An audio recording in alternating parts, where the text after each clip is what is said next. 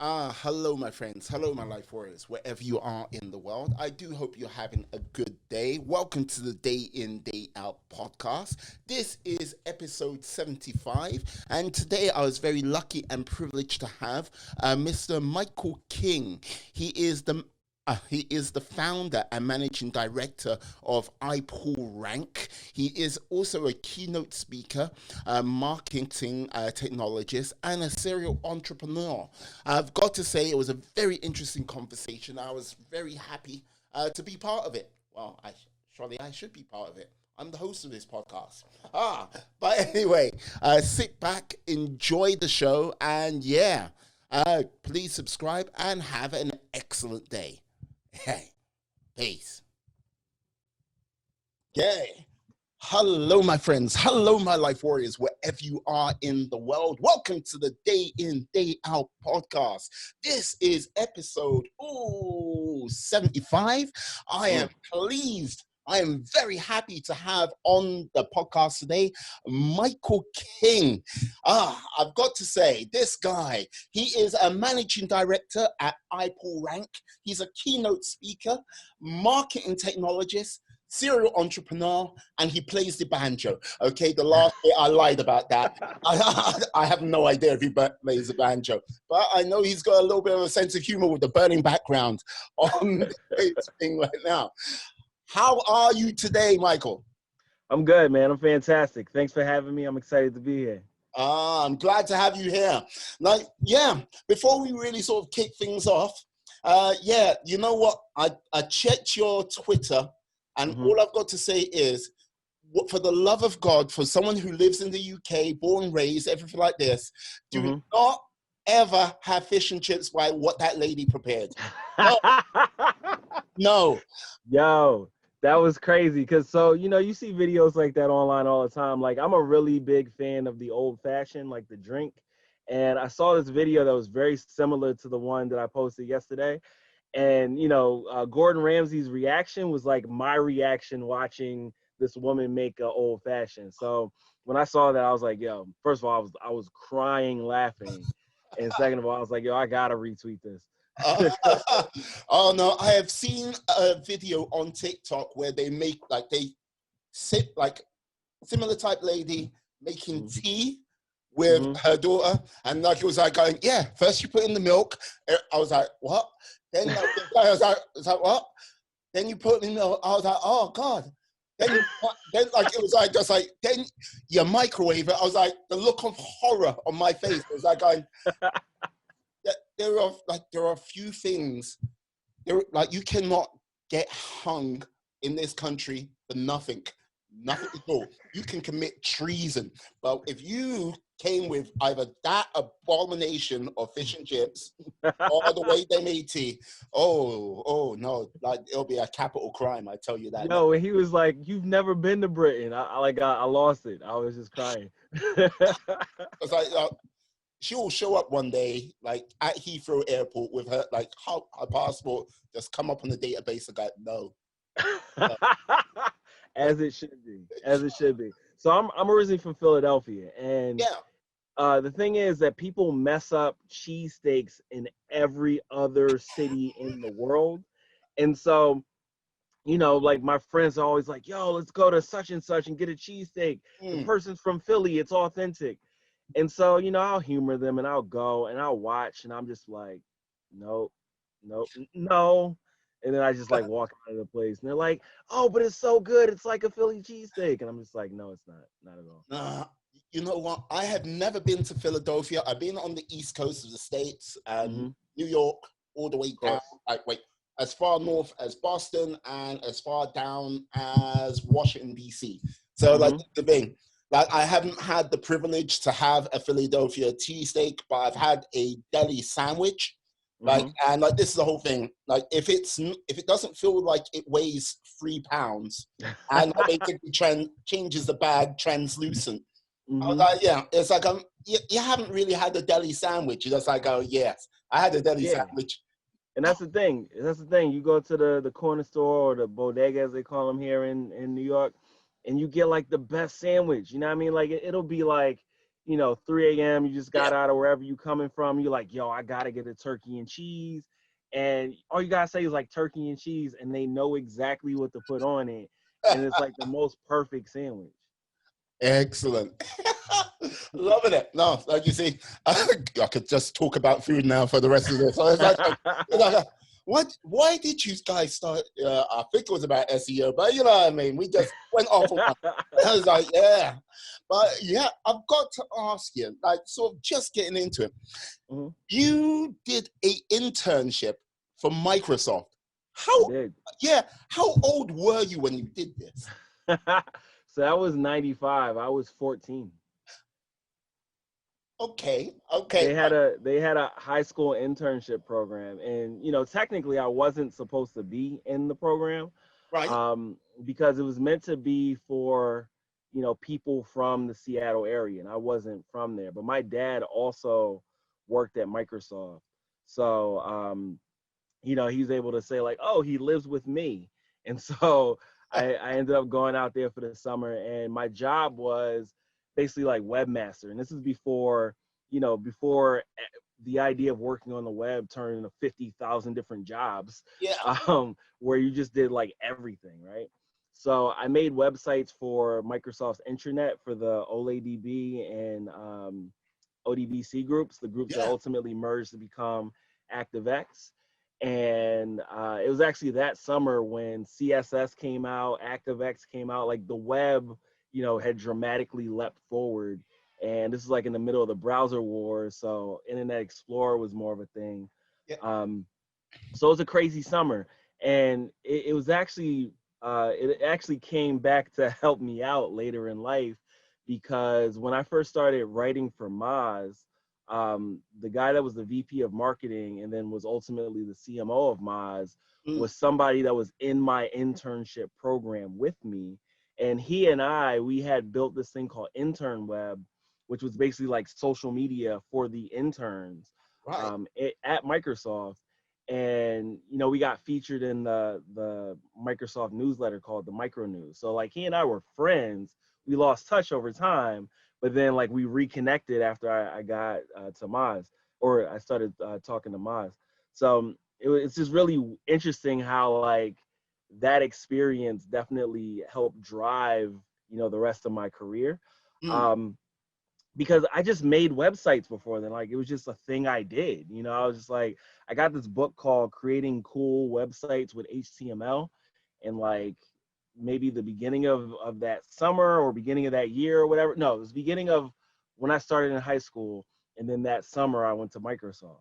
So like this random book that I got, and then this kind of random internship that I did set the tone for like the things I would do in the future. yeah, because like this is the thing. Like when you say 95 computing, okay, look, we just sort of got out of like the American Online sort of like, it was just sort of like crawling out of that, and like to like be like, okay, yeah, I was making. Oh yeah, oh there you go.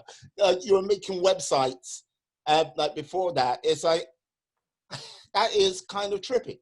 Yeah, so I mean, I've been on the internet since like 92. I was like 12 or something. And when I say the internet in 92, it was largely like Prodigy and bulletin board systems and things like this, like the original stuff, Mm, like the stuff that you hear about in TV shows like Halt and Catch Fire and stuff like that.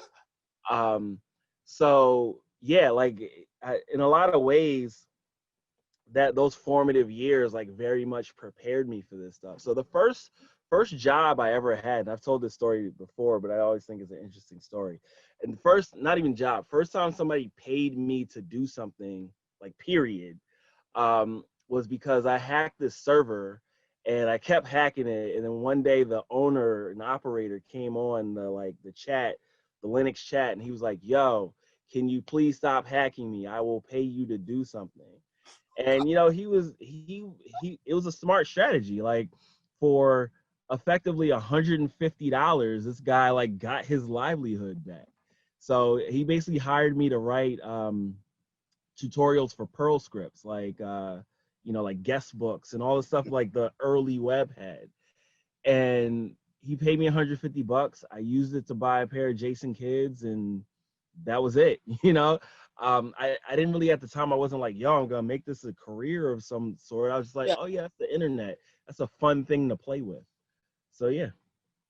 the internet, a fun thing to play with back in 95. Like, let's Yeah. just say it was, how can I put it? When was I introduced to the internet? I think I was maybe 93. Like, Hmm. because like all I heard was the classic noise of The modem. Yep. I was like going, oh, what's that? It's the internet. What's the internet? Oh yeah, it's like oh, okay. And Yeah, I mean, back then, like, it wasn't, I mean, it was the internet because it's like a network of interconnected computers, but it wasn't, this is like before AOL. I mean, I guess AOL existed. I just wasn't on it until like, I don't know, 93 or 4 or something like yeah, that.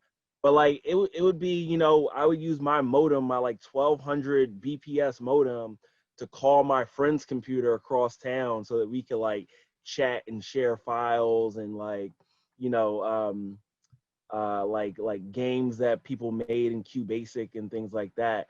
And then it would also be like you dial into BBSs and things like that.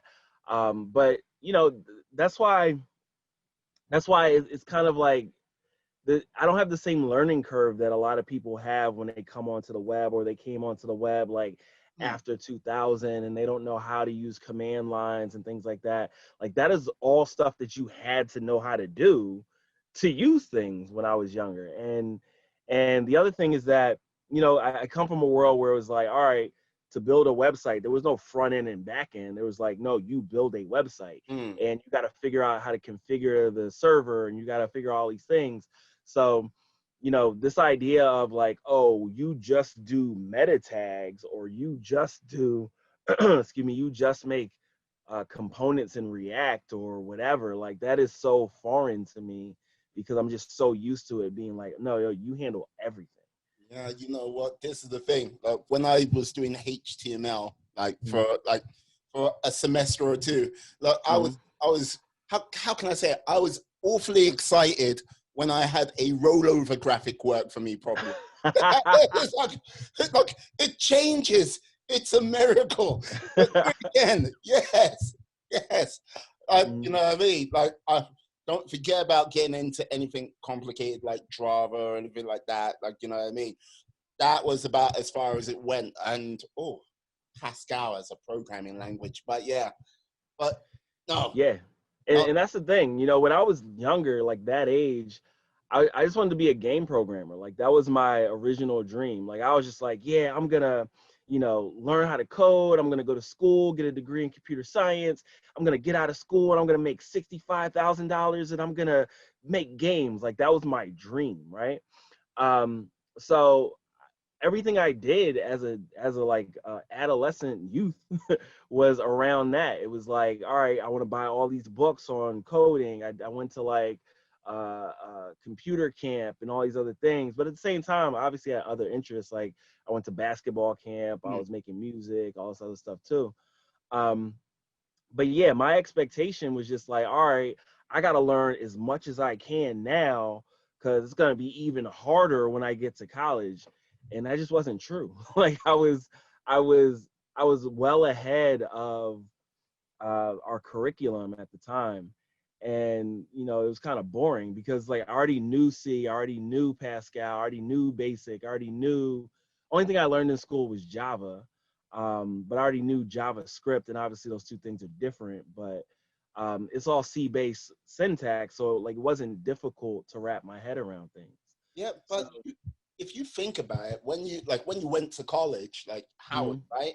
Like, yep, yeah, you think about it, 99, like everything was still very fresh and new. And you yeah, think, like it's been 20 years, 21 years since then, and things have obviously developed, but it's hmm, just like you like kind of look at it and go, wow, it's such a short period of time.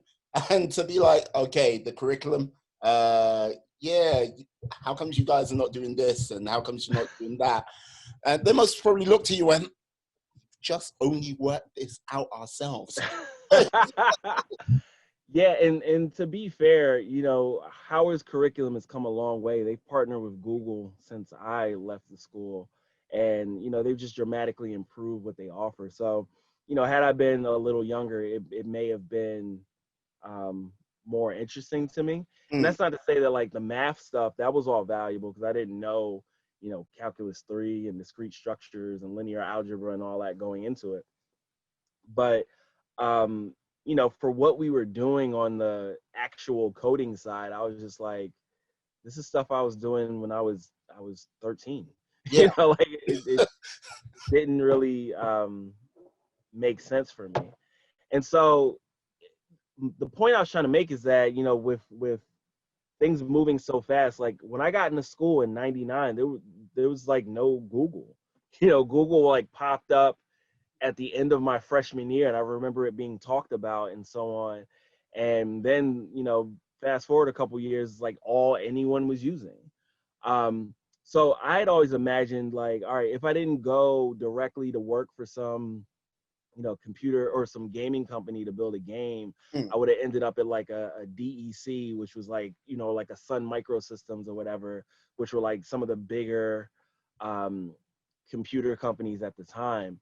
And, you know, I think if ultimately I would have stuck with, um, you know, computer science in that way, I probably would have ended up on the West Coast because like my stepmother, she was a VC or she still is a VC, mm. and she was plugging me in for internships and things like that. So I think that I probably would have like eventually ended up in a Google or something like that. But ultimately my path was different because I just decided to make music instead. And I did that for 8 years. And then I Yeah. ended up back in like the tech world later on. Yeah, because like this is the thing. You like how can I say? You had your foot, like your feet in two worlds. You went for Hmm. it was like you were in tech, then you were in music, then you were in tech, you were in music. Like what sort of like kicked off this sort of desire to like, yeah, do music? Um, I mean, so my life story is very much like the Fresh Prince of Bel Air, in that my Wanna be? parents moved, And where you had my parents moved me out of Philly to go to a private school in Connecticut, and you know, one of the things that I did to still feel like connected to Philly is really like dive deep into hip hop. Mm, So all things hip hop, like breakdancing, DJing, graffiti, and also rapping. And so it was just something that I really enjoyed doing. And once I got to Howard, you know, where I'm finally surrounded by a bunch of really dope MCs, like mm. we had a school sponsored MC battle. And, you know, just like really triggered my competitive nature to just be like the best MC possible. And there was one point where my dad called me. He was like, "Yo, you're going half-ass at music. You're going half-ass at school. You should pick one or the other." And I assumed that he thought I would pick, you know, staying with school. Um, but I didn't because I was like, "Yo, I can go to school whenever. I can't be like a 40-year-old rapper because there was no 40-year-old rappers at the point there are now. Shout out to Yeah. Jay-Z. Um, but you know, so ultimately those are like the two things that I've always been most interested in is music and computers. And you know, as things have gotten increasingly digital, um, especially on the music end, the worlds are basically like, you know, overlapping in a lot of ways. And Mm, the thing is, when I was doing music for a living, you know, there was a lot of rappers out there that would call people like me internet rappers because we use the internet to like get our stuff out. And whereas now you've got like the biggest rappers in the world dropping their singles on SoundCloud and then mm. tweeting them out and so on. And it's kind of like I was in the wrong generation. Had I been like a few years younger or a few years older, it would have worked out better for me. Um, because if I was in the older direction, I would have been more like, uh, Traditional. yeah, more traditional, like been more like seeped in that world. Where Mm, instead I was like, I have the internet, I can reach millions of people. Let's use this. And there's that negative connotation with those older people. And then there's the younger people who were too young for when I was doing this first, Yeah. and now they're older and like I stopped, so it's not as impactful. So yeah, it's just that there's a lot of overlap between those worlds, and ultimately I got back into the technical marketing side of things because I got into a bike accident and I needed to get a job to pay my medical bills, and the first place to hire me was an SEO agency because of my technical background. And so that kind of just like went from there. Right. You got into a bike accident? Yeah, not even like a motorcycle, nothing cool, like literally a bicycle. So where I'm from in Philly, Yeah. said that twice now. Busting wheelies on your bike is like what people do. We just like ride down the street, riding wheelies and all this. And I was on a bike, and I don't even think I was popping a wheelie in this case. I was just like riding the bike, and the bike wasn't well put together, and so like the front wheel came off, and it got stuck in the pedal area, and so the bike stopped, but I didn't, and like I went over the handlebars. I just wasn't prepared at all, so it wasn't good.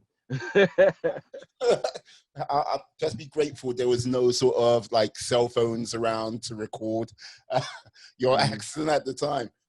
So when you went over the handlebars and you was like, yeah, you went to hospital, I take it, and went, hey. Yeah, I drove myself to the hospital. It was actually a really messed up situation because I called a bunch of friends. I was like, yo, I had this accident. Can somebody bring me to the hospital? Because I had this job in high school of I was working at Yale, and I was doing data entry on medical claims. So I knew precisely how much it costs to call an ambulance. And I was like, I'm not calling that. It could be like $10,000 just to go a couple miles. So not doing that. So, no one showed up. And then I ended up driving myself with like a ice pack on my face. And I get there and, they basically like stitch me up. I had to go to the dentist and get like a tooth replaced and all this, but I couldn't do that for like a week, and I had a show. So I'm like walking around with the N95 mask before it was cool, and I'm at this show like I gotta like pull it off to rock the mic. Yeah. Anyway, so ultimately that all got sorted out, and I had a really hefty medical bill despite the fact I didn't call the ambulance. And so I was like, yeah, there's no Obamacare at this point, so I got to get a job. And so I started working at this SEO agency, and I really enjoyed it because the day would just fly by. It would be like I would get there, let's say 9 o'clock or whatever, and next thing I know, it's 5 o'clock, or it was just a lot of fun. But this is also the year, this is 2006. This is also the year that I was about to go on my first European tour. Okay. And so this happened in August, I think. And the tour is going to be in November. So I was like, all right, cool. I'll keep this job, get enough money, and then quit when it's time to go on tour. So that time almost comes, and I let my boss know, and I'm like, yo, gotta go. And he was like, wait. One, you're awesome at this. Two, have you heard of working from home? And I'm like, what? So basically, I took my laptop on tour, and it was like a heavy Dell laptop from 2006. Yes. And I basically just did SEO from the road on tour and kept the job. And that it just blew my mind that I was able to do that, like just clocking some hours while I'm traveling between cities and whatever. And yeah, it was very much a game changer for me. But for the next few years, I just kept my jobs until my bosses pissed me off, and then I would go back on tour. And then eventually, I ended up getting a job at Razorfish, which is a big ad agency. And I was like, yeah, these are really smart people. I enjoy this. So like, let's see what happens if I stick with it. And yeah, the rest is kind of history. Yeah. Like 2006, working from home. Like, look, this is the thing. Right now with planet lockdown or planet partial lockdown, as we're like living in right now, like working from home sort of like has fast forwarded by 10 years for many people right now. This would have been like 2030, people will be doing this more so. But be like going 2006, working from home and being able to do your tour. That is kind of like trippy to say the least. Yeah, I had heard of that as a concept. This idea of like telecommuting, because that's all people called it then, right? Mm. And I knew a couple people that did it, but it was like, oh no, this is only for people that have been working for years. Whereas like I had a very spotty work history, and I didn't think anybody would trust me with that idea, so I never even considered telecommuting. But yeah, once he pitched it to me, and I was like, all right, cool, I can do that. So yeah, it laid the framework or the groundwork for what we do today. Okay, like so with that, you like Razorfish. That was the thing. What was the like sort of like this is my sliding doors moment. I either stick with music or I go into this next thing. Yeah. Oh, I'm sorry. I thought you were gonna keep Like, saying yeah, no. Like the way you said, yeah, I was like, you're right, yeah. I was like, I was something. expecting a But story. no, that's exactly what it was. When I got that job, first of all, like I applied because it sounded like a cool job, and then I would tell people like, yeah, I'm interviewing for Razorfish, and they'd be like, what? You're interviewing for Razorfish? That place is crazy. And I'm like, yeah, no doubt, like not trying to, psych myself out with it. And anyway, ultimately they didn't offer me the full-time job because I had no experience writing about SEO. I only had experience doing SEO. Mm. So like I said before, it was like my experience was largely like, all right, here's a website, you figure out all the things that we need to do in order to make this happen. And so in my previous roles, it was like, all right, we have direct FTP access to this website, download it, make the changes, upload it, and that's it. Whereas when you work for an agency like that, they just do deliverables about things. And so because I didn't have that experience, they were like, you clearly know a lot, but we don't know that you can do this job. So they offered me a job that was lower than the job that I had applied for, and they also made it like a contract role rather than full time. And so I was like, all right, boom, let me really focus in on this and kill it. So they have to offer me the full-time job. So I was doing things like building like tools and stuff, and just killing all the work that they would give me. Like I was burning through work so fast that they basically had to give me like a bunch of busy work to really basically like make sure that the time I was allocated was going to be filled. And so I kept doing things that were like above and beyond, like creating tools and like staying late and all Mm. this. And ultimately they just kept extending my contract, and I was like, all right, well, I'm not trying to like keep doing this. So what I did is I was like, I'm going to go get another job offer from another publicist agency, bring it back, and then they'll have to hire me because it's within the network. So I did that, and they were like, yeah, we still can't hire you.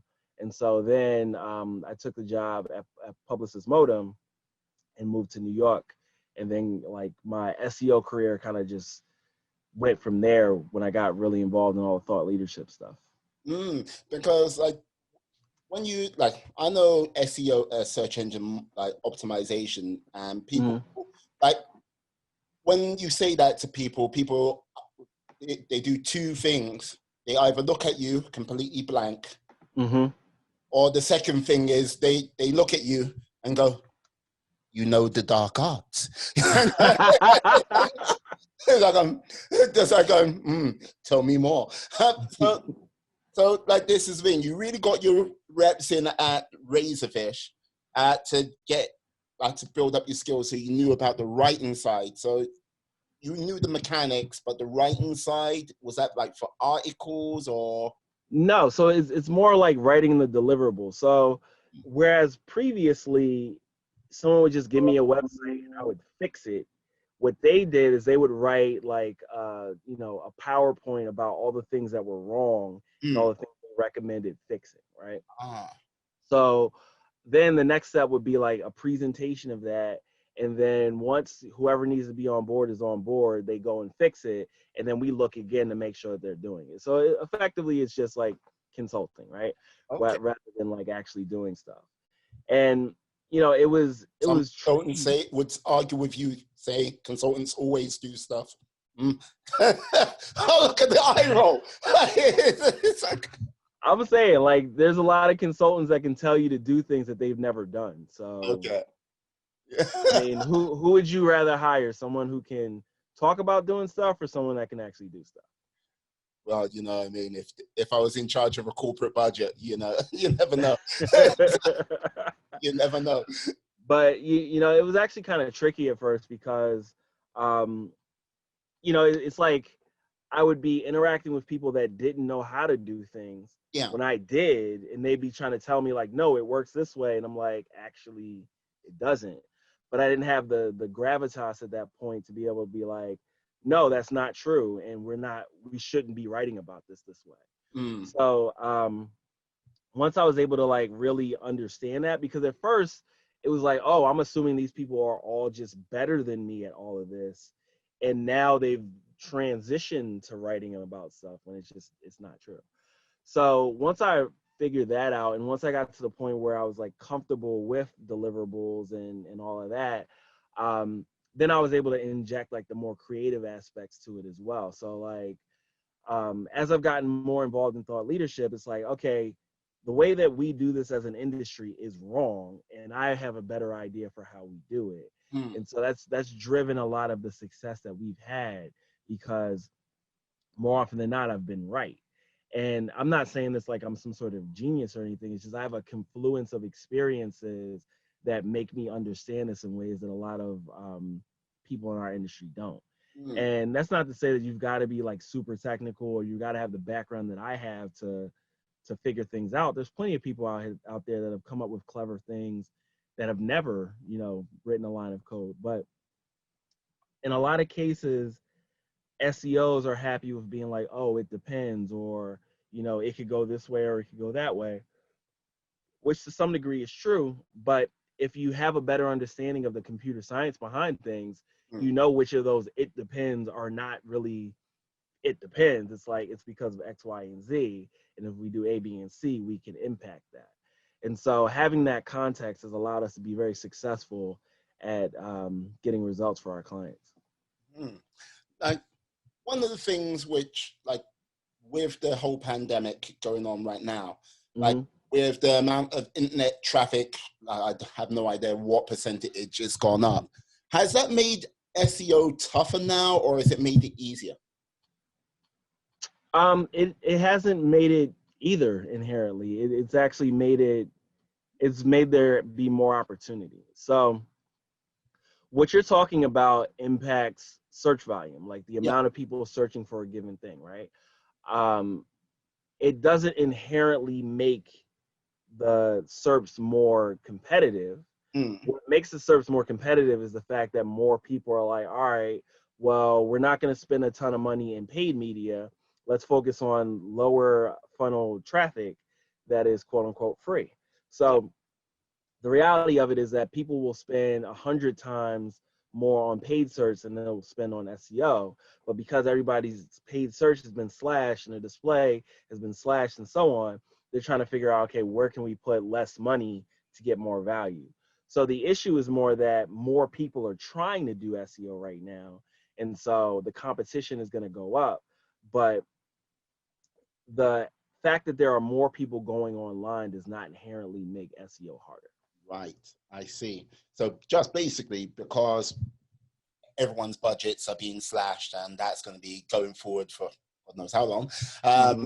Like they're just trying new things, and SEO is the like everyone's kind of like on. You remember SEO? Yeah, Yeah. I remember SEO. Yeah. Exactly. Yeah, if you look at any of the studies around like how marketing budgets are changed and all that, they all say like, okay, people are spending more on search, and Mm. it is often search in general, but it's typically more on SEO because of what I just said. And so there's going to be more and more people vying for those top 10 positions, or even less positions in some cases. But you know, it's there's more people to capture right now, and so more people want a bigger part of that pie. Right. And when you say less in some places, what places might this be at this present time? I'm not trying to sniff out an opportunity or anything. No, I'm just saying that, you know, Google is there's some SERPs that don't have 10 results on the first page anymore. And so there's less opportunity because, you know, let's say there's only 7 positions. Well, you know, there's 3 people that are not going to be on that first page anymore. So that's what I mean when I say that there's less opportunities. Okay. I see. I see. So what are, like, you're a founder and managing director of iPullRank now. Mm-hmm. What made you like, oh, you know what? I've worked for a number of different places. Like I have seen stuff. It's time for me to get my flag and claim some territory myself. What was Yeah, I mean that's pretty much it. You know, I feel like I work with so many knuckleheads that I didn't think were doing it right. So I felt like I got an education in how to do it wrong in a lot of ways. Not to say that every place I worked was full of knuckleheads, but a lot of them were. And you know, I just kind of learned like, all right, well, if these people can do it and they can be successful, and I feel as though I'm smarter than them, or at least I feel as though my way would be more effective than them, then why not give it a shot? Mm. And what it came down to is the last job I had. I was like, all right, well, I got enough money in the bank where if I don't make a dime, I will be able to pay rent for the next 6 months. So why not? You know, at that point, I didn't have any children, and I was like, this is the time to do it. Thing is that I did it in one of the most expensive cities in the United States. So it was inherently going to be more difficult than, let's say I moved back to Philly, like it'd be way easier, you know?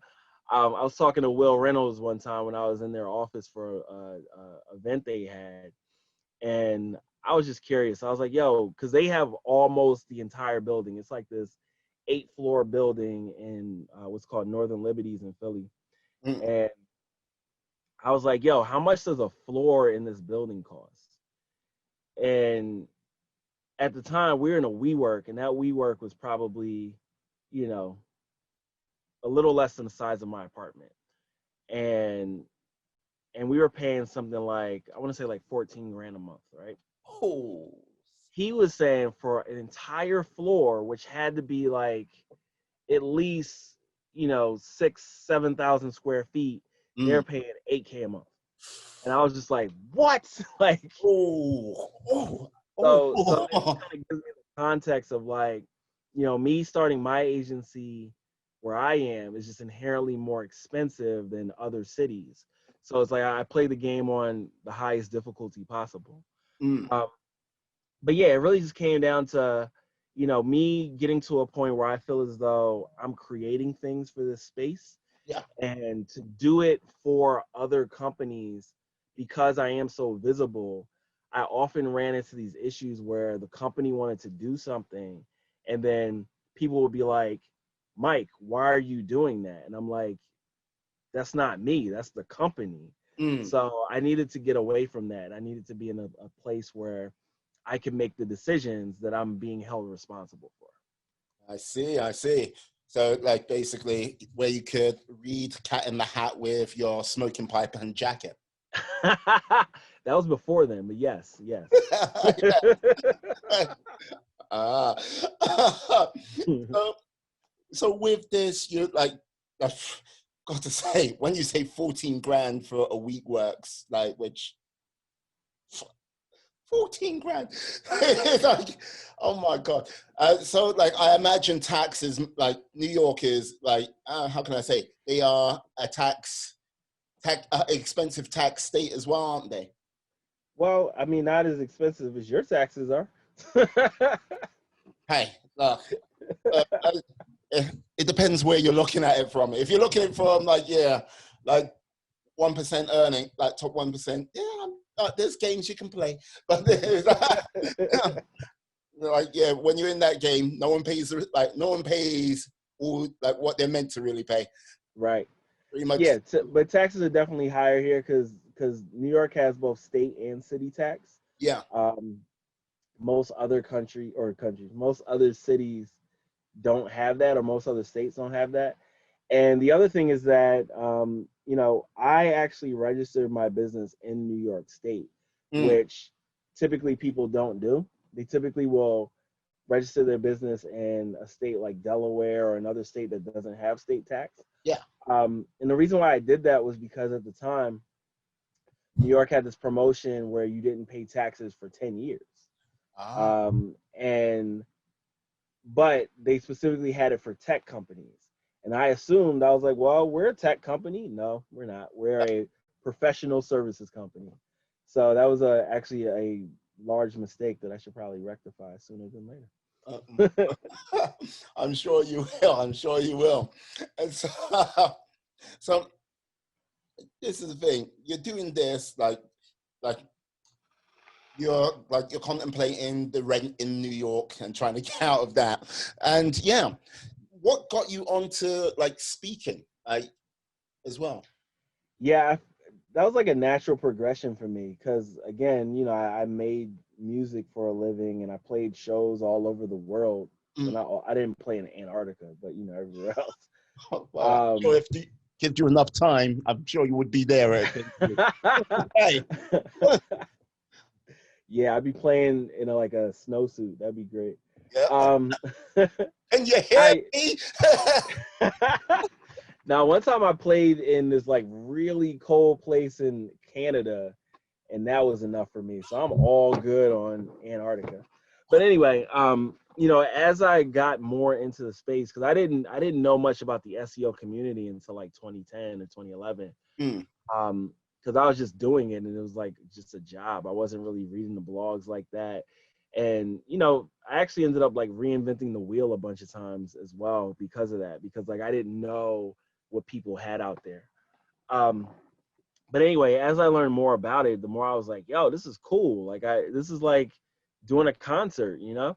And so the more I learned about it, the more I was like, yeah, I want to do that. And I went to MozCon in 2011, and this is again like right around the time where I started writing for Moz and everything. And I just wanted to meet everybody. And that was a great opportunity. And I have a whole story about this on a site, talking about how it was the best investment that I had made. Because I was trying to get my company to send me, and they kept giving me the runaround. And I was like, all right, cool. Well, I'm going to take that week off, and I'm going to spend my own money, and I'm going to go. And I did that. And, I just met everybody. And ultimately, they asked me to become a Moz associate. And it was just like building that relationship. And that was super helpful. So, yeah, like literally while I was sitting there at MozCon, I'm watching Will Reynolds speak. And I'm like, yo, they let Black people do this? Okay, I'm in. So like I pitched for SMX East while I was watching him on stage, and I got it, and I did well, and people saw, and it just created that snowball effect. They in that phase kind of culminated with me speaking at MozCon for the first time the following year. Mm. And that year, I was real heavy into Mad Men at this point, and my whole deck was Mad Men themed, and I got like a custom Brooks Brothers suit that looked like something Don Draper would wear, and so there was turntables on the stage all day. I went last, and nobody knew why the turntables were there, and they introduced me, and then the theme music for Mad Men drops, which was done by a producer named RJD2 that I know. And I come out and I'm rhyming over the beat in the suit, and I've got like the kinetic typography video behind me. And I felt like that was the moment that kind of like solidified, like, no, I'm here, I'm doing this, and I'm gonna do this to a level that other people aren't. And so, it just continued to snowball from there. Like people like really reaching out to me on a regular basis, like, yeah, we need you to speak at our event. And this year I spoke at MozCon, and we actually did a movie. So because it was a virtual conference this year, I was like, let's maximize this medium. And it was also pre-recorded. So I was like, yeah, like why should I do anything other than a movie? So we made this like SEO movie that was kind of like a mix between Batman the Animated Series and Mr. Robot. Okay. And Listen. yeah, check it out. It's called Runtime. It's on our website. Okay. And yeah, you know, people were kind of just like, what is happening right now? You know, like watching the reaction to it was very fulfilling for me, but also what we created, I think, is going to be something that, you know, people are going to continue to extract value from. And I also laid out a bunch of tactics that I don't think a lot of people had considered before this. So it was, I think, personally, from my perspective, it was like dope on a bunch of different layers, Mm. and kind of helps move the thinking around a lot of things forward as well. And I'm excited to see what it inspires in other people that are also awesome at SEO. And, you know, maybe someone else might make a movie in the future when they do a conference. Who knows? Hey, you never know. You never know. You may have just started. You may be the, how can I say? You may be the spark which ignites a new thing entirely. Yeah, Yeah. maybe. I don't know. It was definitely a lot of work. So, you know, maybe other people aren't going to do that. But, um, you know, I really think that it was a good opportunity for us to stand out. And I think that that's something that gets lost in marketing, like marketing to marketers about marketing. Mm. Because especially in the SEO space where it's like a lot of people saying the same thing.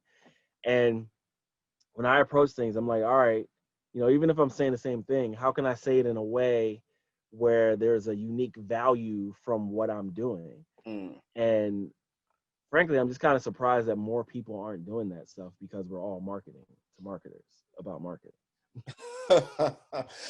Yeah, I would say like this is the thing with all the tools which are out there, not like sort of like just in the marketing sense, just from the sort of production of like content. It's Mm-hmm. just like cameras are cheaper. You can do things on your phone. You can basically get out to a number of different platforms and really sort of make a mark. Like even if you put social media to one side, you can like do your own blog. You can do like podcasts. You can like basically have your own sort of TV channel running on like YouTube if you wanted. Yeah. And it's just a world of opportunity right now, which haven't really had it before. Like 2008, when things sort of like went wonky before, it was totally different then. And if you went back to like 99, when it went wonky again, like all the things we've got today would be like, are, are you mad? Are you like you can't get that Yeah. stuff? I mean, think about just the idea of, you know, making a video, right? Like you used to have a camcorder, then some sort of device to connect the camcorder to the computer, then you'd have to edit it and so on. Now you can do all that in 5 seconds on your phone, and it Mm, can be super high quality. People make movies with phones. yeah, Like if you think about a movie like Belly, you remember Belly with like Nas and yeah, DMX and all yeah. them? That movie probably cost millions of dollars. I could shoot that movie in its entirely in an Airbnb with 3 phones. Just think about that. Yeah, no, And like, you know, just the idea of even like creating music, right? You used to have to buy very specific equipment that would be like, you know, 5, 10 thousands of dollars, or, you know, there's cheaper versions too, but you would definitely have to shell out like at least $1,000 to have a setup to make a song. yeah. Now you can do all that on your computer with what your computer comes with. If you've got a Mac, it comes with GarageBand. You can record a song right there, right? So not only is the technology more readily available, but we also now have, like, everyone has broadband. Unless you live in a developing country, you may not, but like in most cases you have broadband. And so not only can you, you know, make things real easily with your computer, but you can also watch things that are very high quality. So there is no, and then you can, like you said, you can reach a, a very specific audience with whatever you're creating via social media. So we've got the manufacturing ability, we've got the distribution channels. It's really just up to you to make something that is interesting that everyone wants to see and then promote it. Like if you want to be famous, like if you are somebody like, yo, I want to be famous, Yeah. you can just do that. All you got to do is the work. Like if you think about influencers, right? These are people that are just like, hey, I want to make content for a living. And so they do it. And then they generate a bunch of followers on a bunch of different channels. And then that becomes valuable to brands. And then they use that to make money. And now they're famous. Like they've got tens of millions of people that just watch them do stupid things on the internet every day. And now, like, they end up in commercials and they end up in films and so on. And then they become famous because they decided they wanted to be famous. So if there's anything you want to do, the internet has really democratized those opportunities, and it doesn't cost much. It really just requires you to be creative and stand out. And again, us as marketers, we should be able to do that all the time. But I think that there's so many like ideas of how things should be rather than thinking about how they can be. And that stops a lot of us from being, as interesting or compelling or as impactful and successful as we may want to be. Yeah. Would you say there is, in the realm of marketing, a lot of sort of status quo thinking?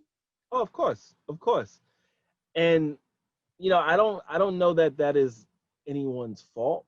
I mean, it depends how you look at it. Like, if I'm not speaking in public, I probably say it's everybody's fault. But I don't think it's anyone's fault because, like, at the end of the day, you're scoped with getting certain results, and there's always that risk of doing something differently. And so you look at what's out there, and you're like, okay, this looks like it's working, and then you learn how to do that, and then that's it. But for me, that's never been enough. It's always been like, all right, what can we do here? Like, what is it that isn't being done that is interesting, that aligns with my values and the things I care about that can be done here? So if that's like coming out at a conference rapping or Yeah. making a film or writing a blog post using Smurfs to explain a complicated marketing segmentation concept, then I'm gonna do that. Like that's what keeps this being interesting to me. And so you might imagine like the way that I bring things to our clients as well. It's not just what I do in public for marketing. It's like, all right, now I'm going to challenge our clients in the same way. And, it doesn't always work. And as far as like them buying into what I want to do, but I've created enough of a reputation that people are at least listen to me. And I appreciate that in and of itself, because there's a lot of people that would bring things like this to the table and they're just like, nah, we're not doing that. So, yeah. Like, I'm looking forward to when you next do something in the animated superhero like thing, in the styling of the classic Batman, the animated series, maybe like throw in a little bit of Justice League Unlimited. But yeah, yeah, I'm sure that'll be great when it comes to that. Like, so when you, like, the world was vastly different when, like, 20 years ago. Like, what if I had the power to grant you a wish? Like, what would you like to change something over the next 20 years? What would that be? The main thing that is on my mind right now is eliminating cultural and racial bias from artificial intelligence. And what I mean by that, the best example I can think of is when Google Photos first came out, it misidentified a Black woman as a gorilla. And why does that happen? Because you don't have Black people working on this type of technology. It's mostly white people and, in a lot of cases, Asian people as well. So I think that we need, are you familiar with the Turing test? If you're not, the Turing test is basically, just for anyone who's watching who doesn't know what this is, it's a test to determine whether or not a computer is actually self-aware. So is it just running your program, or is it actually self-aware? Can it understand that it exists and that it's thinking or what have you? I think we need something similar to that for determining whether or not a piece of artificial intelligence is racist or not, or if it's, culturally biased or not. Mm. And that's something very difficult to codify, but I mean, we're doing all types of amazing things with AI right now, so I'm sure it can be done. But leading up to that, I think we need more like diverse data sets. So if you think about names, right? Like I'm sure that Siri has difficulty saying your name. um and that's because the data sets that go into a program like Siri don't account for enough cultures, and definitely Black culture. So I think we need more diverse data sets. Mm-hmm. And then also I think that we need to be, just like having some sort of watchdog for this type of stuff. So when you ask me 20 years from now, like I would like to see that already baked into everything, Mm-hmm. so that our biases as a human species are not built into our technology moving forward. And yeah, I'd also like to see, with those advancements afford us, like AI plus nanotechnology and all that. I think that there's a world where, human beings are repaired, right? Like I think one of the reasons that we die is because our parts just kind of give out. Yeah. But if you got like, nanotech, which could like fix your heart and can figure out what the problem is, then maybe we can live a lot longer. Like a world of nanotechnology and non-racist AI Yeah, system. yeah. Like this is the thing that We can dream, right? we can dream. We can dream. And through dreams, and that's how reality forms and shapes itself. Hmm. Uh, so, like, with regards to like the first part, like changing AI, would you say, and like, would you say it was unusual for you being in the realm of tech? You were quite fortunate because your father was like working in Microsoft, like your mother was a VC, and like it was a case of it was My like, stepmom. My stepmom oh, was a VC. yeah, My sorry, mom works in healthcare. okay, oh, like my thoughts are with her because it's been a Yeah, tough, yeah. she works more on the administrative side. So and I think it's really important for me to touch on this. My mom, she has always done a lot to, uh, I'm gonna say it wrong, but basically she's trying to bring equality in healthcare. So growing up, she saw a lot of people, including her father, not get the same level of treatment or care that white people would get. And Mm, so she works at the Joint Commission, which is a agency that basically polices, for lack of a better term, different hospitals. So making sure that those hospitals are up to code and so on, so they can continue to operate and get their government funding. So she's done a lot in her career to improve the equality of treatment that people get. And I say all that because I'm super proud of my mom. She's done a lot of awesome work.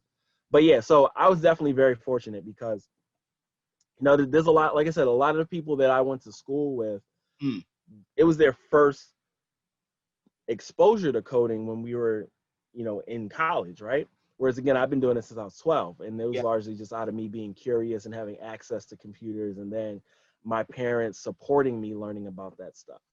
Um, but I remember, even in high school, I was making web pages. I made like the first website I made that was public was like a Brandy fan site, like the singer Brandy. Yeah, no, I Um, remember Brandy. yeah, Yeah, I remember Brandy. yeah. When I was 15, I was all about Brandy. It's It like, was Aaliyah, and then yeah, Aaliyah married R. Kelly, and I was like, okay, I'm off her. Now it's Brandy. yeah. And and I did this website, and I remember showing it in the school library to like other Black kids in my school, and they were just like, "What is the web? What are you doing? Like, what Mm, is it?" And so just having that access absolutely gave me, much more of a leg up than a lot of other people, and I didn't really understand it for what it was at the time. I was just like, I'm doing some thing that I find fun, you mm, know? So yeah, definitely super valuable, especially because it is ultimately what I ended up doing with my career. yeah. Now, this is like one of the things I think about, like especially in the realm of tech. It's like I don't generally like put things just down into a racial bar. So that's like go okay, excellence, excellence, excellence, the pursuit of excellence. But there has to be also opportunity for like the next wave and like getting more opportunity for to be more people like yourself in the realm of tech is one of the things which I think is a great challenge. Saying that Howard has been working with Google to help improve their program is a step in the right direction, but it's still, I would still say the realm of tech, because it is the new frontier per se, even now, 20 years in, and it's just going to get bigger and bigger and bigger. More people like need to get into it. What would you like? I know you're not part of the education system or anything like this, but if there was something you go, this would be a step in the right direction, what do you think would be? Yeah, I think that there are a lot of programs that are building the pipeline of people of color going into tech. Like there's tons of things like Black Girls Code and any number of programs like that. And, you know, I think it's really important for us to support those, right? Like, Yeah. um, and give back. And so with my daughters, I've got two little girls, one that just turned 4 and one that'll be 1 next month. It's very important that we expose them to all that type of STEM education and so on. But beyond that, I think I don't want to say that it's enough, like as far as like the exposing people to things, like there's definitely more that can be done. But I think that there are a lot of people working on that. I think the bigger problem is getting those people once they get into the game, like once they have their, you know, their entry level jobs or their middle management jobs, how do we get those people into leadership? Like that is something that is very much lacking, you know, worldwide, right? And so my former manager, actually a Nigerian guy from the UK by the name of Tony Effick, um, my former manager, he's here in New York. He recently started something called Black and Brilliant, and it's all about getting people through the middle Yeah. to the leadership stages. And so I'm very involved in that I lead our tech and media groups. And what we're tasked with is education. So creating content to educate people and help them upskill so that they're more focused, or something, they're more capable of breaking through the middle. And then we also deal with all the technical infrastructure. So, you know, building the website, making all the social channels work together. We do like online panels, so like managing all that stuff. And then there's all these things that we want to build into the website to support these efforts as well. And then we also manage content. So that is one of the core ways that I'm beginning to give back by, you know, helping with this kind of advocacy group that we're building out. But beyond that, it's really just like spending my money in the right places that are really supporting these efforts as well. Like for instance, whenever you order from Amazon, if you go to like smile.amazon.com, they'll donate a portion of the proceeds to a group. And I always do it to Black Girls Code. This is really important to me. So yeah, there's any number of ways to get involved, but where I'm not, you know, necessarily out here protesting, I am using the power that I have to kind of make a change that'll like scale, basically. Using your leverage in a Yeah. more effective manner. Well, in a different effective manner. Yes, I think I saw a post from you earlier today. Maurice Nicholson? Yeah. Yeah, like I had him on the podcast a few weeks back. Oh, that's awesome. Yes. Yeah. Yeah, he was on our panel last night. Ah, superb. What was I doing? I can't like with. I think it just didn't come through to me in time. But yeah. How was the panel last night?